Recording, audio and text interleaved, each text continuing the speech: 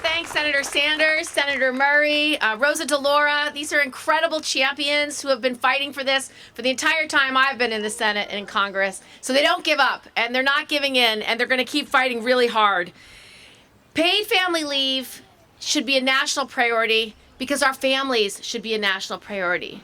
Our families are our fundamental drivers of this economy and the well-being of our families and children. Our children are our future. So if we are not investing in them, we are not investing in our future. I want to thank everyone who is here today, and the fact that these advocates have worked together to come around these two pieces of legislation which would be transformative.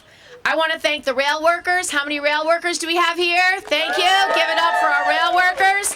Do we have any nurses in the house? Do we have any nurses in the house? Do we have any kids in the house?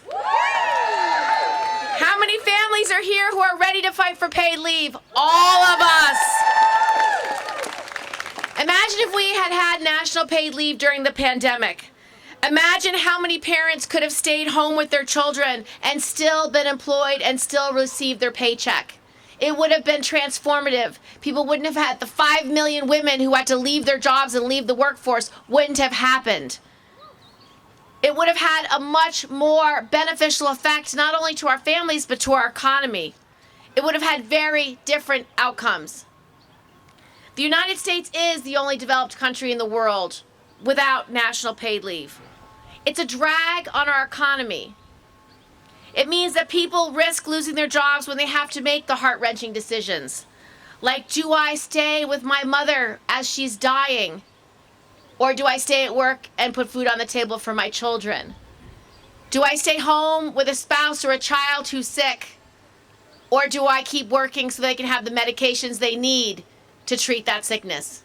Those are the real life and death choices that families are literally making every day without basic paid leave. We know that paid leave works. It's worked in California, it's worked in New York, it's worked right here in DC. All the research shows is that it increases employee retention, increases employee productivity, it helps businesses and communities succeed. So what are we waiting for? We need to keep fighting for the Family Act as the most important national priority, the most important economic investment we can make, the most important investment we can make in our children and in our future. So will we give up? No. Will we keep fighting? Yes. Will we fight for our teachers? Yes. Will we fight for our older Americans? Yes. Will we fight for our rail workers? Yes. Will we fight for our nurses? Yes. And will we fight for our moms? Yes. So let's get this done. Let's pass the Family Act.